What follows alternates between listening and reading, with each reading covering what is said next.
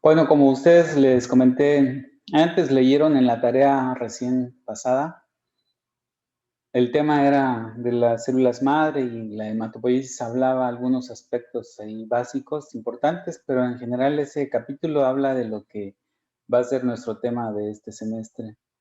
Entonces, la hematopoiesis, recordarán ustedes, es el proceso por el cual existe la formación de los elementos celulares de la sangre. Los elementos celulares de la sangre, ustedes ya los conocen, son 3 líneas celulares, la eritroide, mieloide y megacariocítica. Por favor, sus micrófonos. Entonces, esas son las 3 líneas celulares y la formación de esas líneas celulares se refiere al proceso de la hematopoiesis y empieza, por supuesto, de las células madre. También en el capítulo 1 hablamos sobre las células germinales, germinativas, y hablaba de la capacidad de especialización que tuviera cada célula madre de acuerdo al nivel. Y hablaba de las totipotenciales que son las que tienen capacidad de formar un organismo completo. Es decir, eso viene desde las células más primitivas durante la formación de un ser humano o de un organismo vivo, porque también los animales ocurre lo mismo, son capaces esas células de formar un organismo completo. Las pluripotenciales son las que tienen la capacidad de formar una capa germinativa. Para recordar esas capas germinativas es el ectodermo, que es la parte más externa, el mesodermo y el endodermo. Entonces, si son capaces de tener esa especialización de ectodermo, por ejemplo, esa célula madre, que es pluripotencial, tendrá capacidad para formar neuronas del sistema nervioso central, porque es ectodermo, para formar retina, para formar células cromafines de la suprarrenal, todo lo que es capaz de formar la capa del ectodermo, se podrá formar cualquier línea celular de esa. Y si la potencialidad de esa célula madre son de las células multipotenciales, es que ya se refiere a solo un tejido específico. En este caso será del tejido hematopoyético. Entonces, a veces esto es cuestión de semántica, esta terminología. Yo tomé esta porque es la que tenemos en el libro de texto. Pero, por ejemplo, en Harrison habla diferente o le da pluripotencial o totipotencial, que al final es lo mismo, pero cambia un poquito la definición. Pero es cuestión de semántica, pero en general esto es lo que se acepta. Recordarán que en la tarea está bien explicado eso. Entonces, esas son las definiciones de la hematopoiesis y las capacidades de la célula madre. De la célula madre, recordamos nuevamente esas totipotenciales, pluripotenciales, multipotenciales. En el caso de nuestra materia será de la hematopoiesis, se refiere a las células madre multipotenciales, capaz de formar cualquier tejido, algún tejido en específico, ¿no? Entonces, esas células madre, en este caso, serán 2 grandes líneas, que serán las células madre mieloides y las linfoides. Sin embargo, esa mieloide se va a dividir en 2, que es la línea leucocitaria y la línea eritroide. Y la linfoide, pues es una línea aparte, es separada. La mieloide, recuerden, da 2, la leucocitaria y la eritrocitaria. Y la linfoide, como les decía en otro momento, es una línea más especializada cuando hablábamos de la inmunidad. Entonces, esta hematopoiesis, que es la formación de las células sanguíneas, no se da así por sí misma. Tiene reguladores, también eso lo deberían leer, Tiene reguladores, algunos lo mencionaban, otros no lo mencionaban en sus documentos. Pero esos tienen reguladores, contrario a lo que habitualmente se piensa, que la eritropoyetina y la trombopoyetina, que son los más comunes, o si su conocimiento es más limitado, solo piensan en que es la eritropoyetina, es decir, que es el único estimulante de la hematopoiesis. Pero no, ustedes pueden leerlo ahí. Prácticamente cada línea celular tiene su propio estimulador para la maduración de esa línea celular. Como pueden ver, la eritropoyetina ampliamente conocida, la trombopoyetina, pero cada uno de esos granulocitos de la línea amiloide tiene sus propios estimuladores. ¿Sí? El factor de crecimiento de las células de granulocitos, de los granulocitos macrófagos, el factor estimulante de los monocitos, cada línea celular tiene su propio estimulador. Esos son hormonas que actúan directamente, pero hay otros métodos indirectos que ustedes están leyendo ahí, la testosterona o las hormonas tiroideas. Dice la testosterona, por eso se explica que en el varón existe siempre un poquito más de masa eritroide, por ejemplo, ¿sí? La hemoglobina es mayor en el sexo masculino por el efecto directo de esta hormona sobre la hematopoiesis. Y las hormonas tiroideas también.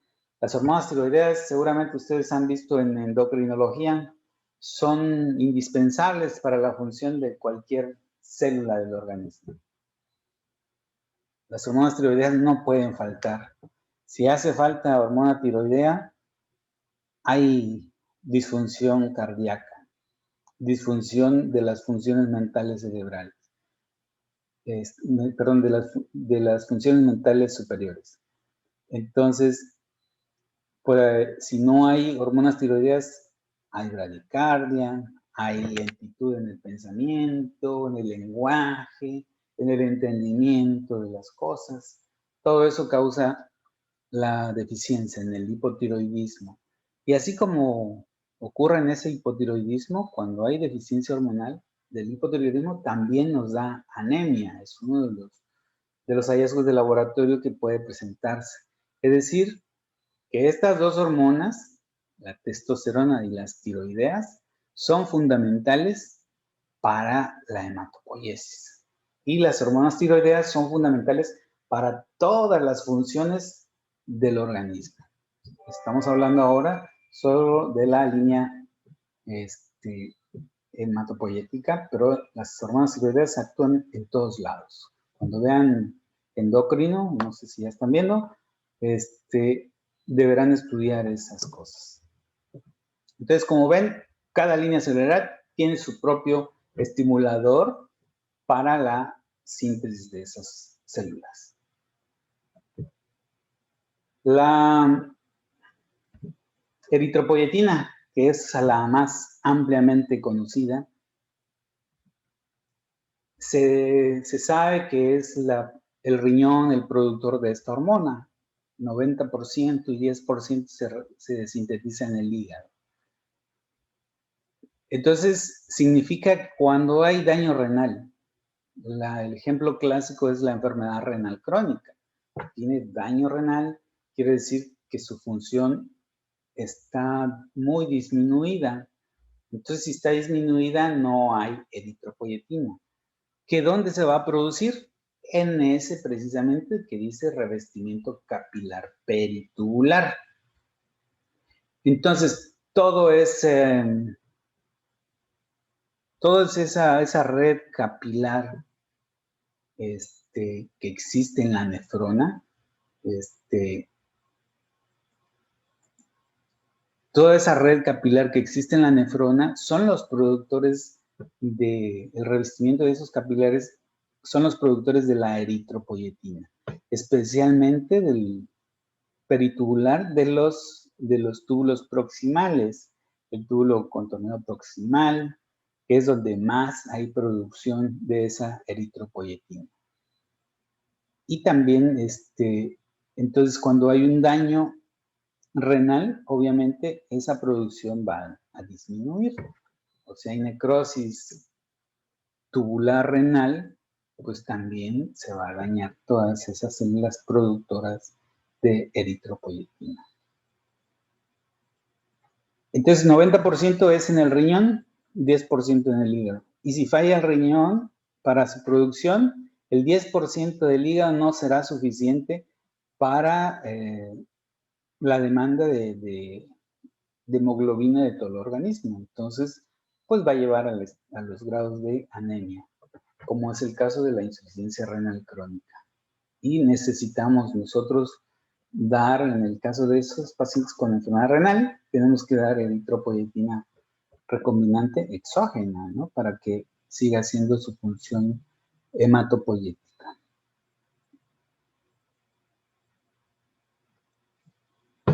Pero así como les dije que cada línea celular tiene su propio estimulador, y también las hormonas, la testosterona y las hormonas tiroideas tienen su papel fundamental en la hematopoiesis y la síntesis adecuada de la producción de esas células hemáticas. Entonces, también existen otras variantes, otros puntos que hay que considerar para ver si esa hematopoiesis es adecuada o no. Que en este caso, por ejemplo, la saturación de oxígeno es algo muy importante. ¿Por qué es importante? El nivel bajo de oxígeno, del oxígeno en la sangre, la presión parcial de oxígeno está baja, la hipoxemia, ese es el principal estimulador de la hematopoiesis. ¿Qué significa eso? Un paciente, ya lo hemos hablado creo en algún momento, un paciente que vive en la Ciudad de México o en Motocintla, aquí cerca de nosotros, donde la altitud de esa ciudad es mucho mayor que nosotros aquí en la costa, entonces la presión parcial de oxígeno en esas altitudes es menor.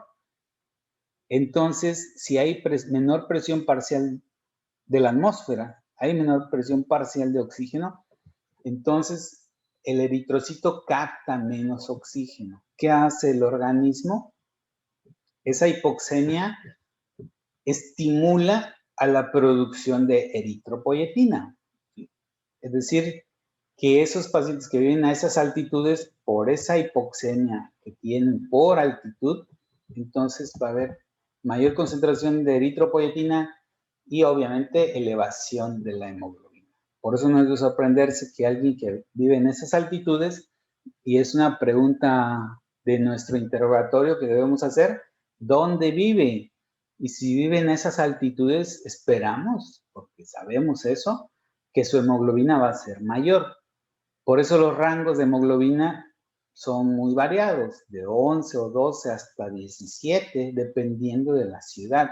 Si estamos en Tapachula, no vamos a decir que 16 o 17 es normal, porque estamos a nivel del mar. Pero si es de Motocintla o vive en la Ciudad de México, esperamos que su hemoglobina sea esa, 17, porque estamos sabiendo que la saturación de oxígeno allá es menor.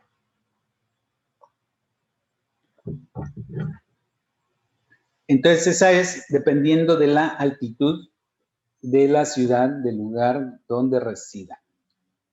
Entonces, esto sí depende directamente de la eritropoyetina. Entonces, no es directamente de los otros estimuladores, más que de la eritropoyetina. Si les hiciéramos un nivel sérico de eritropoyetina a estas personas, pues evidentemente tendrían niveles mayores que nosotros. Y los huesos que son formadores de la sangre. Esta, seguramente ya la vieron esta gráfica.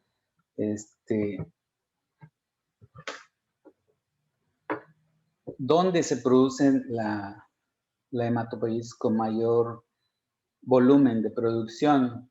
Vean, esto es desde el nacimiento y por años, es la edad que van teniendo las personas de los estudios y cuánto de formación de hematopoiesis. Al principio, en la infancia, vean, los huesos largos son los mayores productores de la hematopoiesis. Pero conforme pasan los años, esos ya van perdiendo su capacidad de producción en esas cantidades. No la pierden al 100%, pero sí su cuantía en la producción de la hematopoiesis. Sin embargo, los otros huesos, que hay mucho hueso esponjoso, es donde más empieza a producirse. Vean ustedes, las vértebras son grandes productoras, después de los 20 años, son grandes productoras de la hematopoiesis, el esternón, las costillas. Por eso, no sé si ustedes han tenido oportunidad de ver el aspirado de médula ósea, ¿dónde se le hace aspirado de médula ósea? A esas personas, a esos pacientes. Hay dos sitios. Una es el esternón, ¿sí?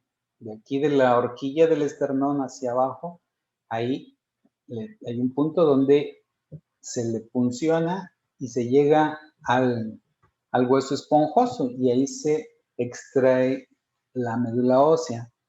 Se le hace el aspirado de médula ósea para los fines que se vayan a diagnósticos o terapéuticos si fuera para tomar una muestra para un trasplante de células madre o trasplante de médula ósea. O el otro sitio es en la cresta, es el hueso ilíaco, en la cresta ilíaca posterior. Ahí es donde se le funciona para obtener la muestra del aspirado de médula ósea y hacer el estudio que puede ser necesario en los casos de leucemias, en casos de mielofibrosis o síndrome mielodisplásico, etcétera, cuando se requiera un aspirado de médula ósea. Entonces, es muy importante saber cuáles son los estimuladores, secundarios, los hormonales, se refiere a eso, y la altitud. Y obviamente saber cuáles son los huesos mayormente productores de la hematopoiesis. Y en ese aspirado de médula ósea nosotros podremos ver, bueno, en un aspirado en general aquí con los hematólogos y todo, no se puede llegar hasta la célula madre porque eso requiere de tinciones especiales que no se hacen de rutina. Pero en los centros de investigación, ahí es donde hacen ellos con tinciones especiales y con estudio de receptores para saber exactamente de qué célula madre se está hablando específicamente. Pero en general se puede saber cuáles son las células de la línea de la hematopoiesis. Entonces, ¿cuáles serían esas líneas? Pues son 3 líneas celulares, ya mencioné, y lo vuelvo a repetir, la línea eritroide, la leucocitaria y la megacariocítica. Serían las 3 líneas celulares que vamos a estudiar nosotros y que hay que tener en mente siempre cuando hablemos de la hematopoiesis o hematología. 3 líneas celulares. En este caso, las figuras que ustedes pueden ver, estos son leucocitos, granulocitos, son eritrocitos que en el frotis de sangre periférica, y estos puntitos así más morados, o no sé qué colores lo vean, o rojizos, esos puntitos son las plaquetas. En este dibujo está esquematizadas las 3 líneas celulares.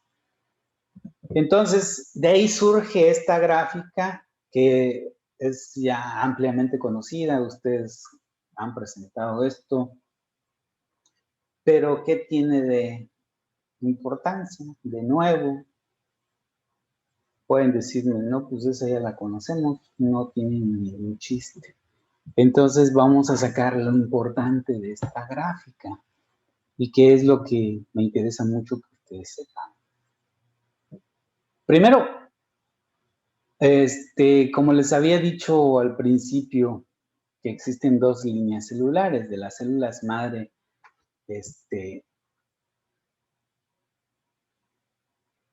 tienen el precursor común en mieloide. Recuerden que les dije que se dividía en la línea leucocitaria y la otra eritroide, y la que es más especializada es la línea linfoide. Por eso está aquí separada línea linfoide y aquí la mieloide, que se divide en la línea meacariocítica, eritrocitaria y ya la leucocitaria propiamente dicha, ¿sí?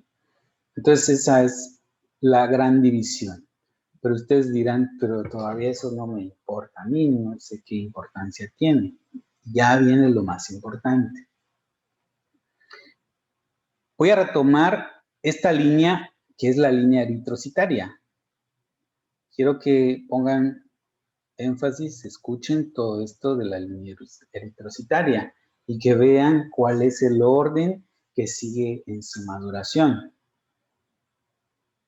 El pronormoblasto, digamos, sería de las células eritroides de las más inmaduras, pronormoblasto, ¿sí? O proeritroblasto, dice ahí.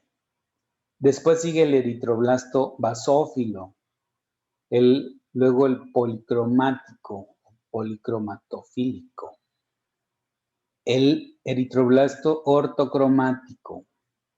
Este va a tener importancia. ¿Alguien sabe por qué es importante? Si lo sabe, solo mencione por qué y que me lo diga. Y después del eritroblasto ortocromático sigue esto también importante, que es el reticulocito. Este eritroblasto ortocromático también le llaman normoblasto y sigue el reticulocito. Para después de esto, aquí yo puse esta línea roja, aunque está explícito en el dibujo, ustedes pueden ver que toda esta parte es médula ósea. Todo lo que esté debajo de esto ya es la sangre periférica, ¿sí? Y en los tejidos estarían los macrófagos, pero vamos a hablar de médula ósea y la sangre. Entonces, la línea roja yo se la puse, a pesar de que ya está esquematizado que aquí es médula ósea y aquí es sangre. ¿Por qué? Porque hay unos puntos importantes ahí que les voy a señalar. Entonces, primero es esto, el eritroblasto ortocromático. ¿Qué es lo importante de esa etapa de la maduración de los eritrocitos? Que si ustedes ven, el núcleo ya va hacia afuera. Entonces, en el eritroblasto ortocromático o normoblasto es la etapa donde el eritrocito pierde su núcleo. Esa es la importancia de esta etapa, eritroblasto ortocromático. Es donde el eritrocito pierde su núcleo. Y después, ¿cuál es la siguiente etapa de ese normoblasto? Pues sigue ya el reticulocito. ¿Y qué tiene que ver el reticulocito? Ahí señalo también ese punto muy importante. El reticulocito es la etapa previa a la madurez de un eritrocito. Es la etapa previa de un eritrocito maduro. ¿Y qué quiere decir eso? Que el reticulocito, cuando hay demanda de oxígeno, por ejemplo, anemia hemolítica o estados anémicos por la causa que sea, hay una anemia severa, ¿qué hace el organismo? Detecta que hay menor transporte de oxígeno porque hay menor masa eritrocitaria. Detecta que hay baja en la saturación de oxígeno porque hay menos masa eritrocitaria, y recuerden que la hipoxemia es el principal estimulador de la hematopoiesis. Hay mayor eritropoyetina, mayor producción. Entonces, hay hipoxemia por anemia, por la causa que sea, se da mucho en la anemia hemolítica, pero puede ser cualquier causa de anemia. Entonces, ¿qué dice el organismo? Necesitamos más oxígeno, pero no hay transportadores de oxígeno. Necesitamos más eritrocitos para transportar oxígeno. ¿Qué hace la médula ósea? Entonces manda a sus soldaditos, aunque estén jóvenes, como el reticulocito, los manda a circulación. Ustedes pueden ver que todavía está dentro de la médula ósea. Pero ante una demanda de transportadores de oxígeno, que es el eritrocito. Entonces, bueno, aunque sean jóvenes, vayan, lleven aunque sea un poquito de oxígeno, pero lleven. Entonces, nosotros vamos a ver en esos estados anémicos presencia de reticulocitos. Pero, ¿qué significado tiene que estén esos reticulocitos? El significado muy importante y de significancia clínica es que si hay reticulocitos presentes ante una anemia, nos habla de la salud de la médula ósea. Quiere decir que ante una necesidad de mayor oxígeno, la médula ósea responde como debe ser. Aunque sean jóvenes, te los mando. Entonces habla de una médula ósea sana. Si ante esa anemia y necesidad de más eritrocitos para transportar oxígeno, y hay una anemia severa y no hay reticulocitos circulantes, ¿qué nos dice? Que la médula ósea está enferma. Aunque haya necesidad de más eritrocitos, la médula ósea no es capaz de enviar más eritrocitos. Entonces, en resumen, esos reticulocitos nos indican la salud de la médula ósea. Si están presentes en la sangre periférica, porque ya la médula los mandó, aunque fueran jóvenes, los mandó a circular. Quiere decir que está sana. Pero si hay demanda de eritrocitos y la médula ósea no manda a esos eritrocitos, quiere decir que está enferma, no produce.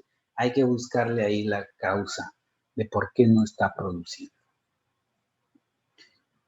El nivel normal de reticulocitos es menor a 1.5%. 1.5%. Eso es normal en sangre periférica. Entonces, ante un estado de anemia, lo normal deberíamos encontrarlo más de 1.5%. Quiere decir que la médula ósea está respondiendo bien ante la demanda. Y vamos a buscar otras causas, pero si vemos que no hay elevación de reticulocitos, vamos a decir, la médula ósea está enferma, entonces la causa de anemia está en la médula ósea. Ahí vamos a buscar. Para eso nos sirve la cuantificación de reticulocitos.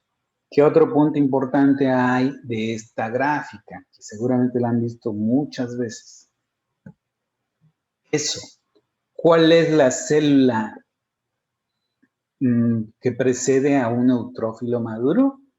Son neutrófilo encallado. ¿Qué otro nombre tiene el neutrófilo encallado? Las bandas. Seguramente han escuchado si hay bandas o no hay bandas. Las bandas son neutrófilos encallados, es el otro nombre. ¿Qué característica tiene esa? Que tienen su núcleo en herradura, ¿sí? Parece un herraje, el núcleo. Ya en algún otro momento estaremos viendo cómo es una banda en una imagen, fotografía real. Entonces, ¿qué importancia tiene esto? Que igual que como los reticulocitos recuerden que el neutrófilo es de respuesta inmediata a un proceso inflamatorio o un proceso infeccioso. Entonces, si hay una infección, por ejemplo, bacteriana, ¿qué va a haber? Leucocitosis. Y de los leucocitos, ¿cuál se va a elevar más? Neutrófilos. Entonces, hay una neutrofilia. Ante un proceso inflamatorio o infeccioso bacteriano, y como ejemplo clásico, en este caso inflamatorio, la apendicitis, es un proceso inflamatorio severo, agudo. ¿Qué va a hacer? Va a haber leucocitosis y como hay un proceso inflamatorio, la médula ósea que está sana, dice, aunque sean jóvenes, los mando a defender. Entonces nosotros vamos a ver en sangre, esto es en médula ósea, pero ya vamos a ver en sangre periférica bandas circulando. ¿Cuánto es lo normal de bandas en la sangre periférica? 0. No debe haber bandas en sangre periférica. Entonces, si vemos bandas, significa que hay un proceso inflamatorio, infeccioso, severo, que la médula ósea dice, sean jovencitos, vayan a defender por allá. Esa es la importancia de encontrar neutrófilos encallados, mejor conocidos como bandas. que están en médula ósea, pero si se ven en sangre periférica es que hay un problema. Otro punto que quiero resaltar es el siguiente. Mieloblasto. ¿Qué es el mieloblasto? Es la célula más inmadura de la línea leucocitaria, de los granulocitos. Los mieloblastos, como ustedes pueden ver acá, núcleo grande y escaso citoplasma. Apenas se le ve un poquito de citoplasma. Entonces, ese mieloblasto es la forma más inmadura de la línea mieloide, que son las principales células leucémicas. La leucemia mieloblástica aguda. Esta es la que prevalece, predomina en ese tipo de leucemias. ¿Cuál es el otro punto importante? Es la otra línea, la más especializada, que es el linfoblasto. Esa es la célula inmadura más predominante en la otra leucemia aguda, que es la leucemia linfoblástica aguda. Entonces veremos en estas leucemias agudas ya sea mieloblasto o veremos linfoblastos. Y diremos leucemia mieloblástica aguda o leucemia linfoblástica aguda. Esas serían las dos células inmaduras con mayor frecuencia en nuestro medio. Tapachula y la zona del Soconusco, toda la costa de Chiapas, es de alta incidencia de leucemias. De ahí la importancia que ustedes sepan diagnosticar leucemias.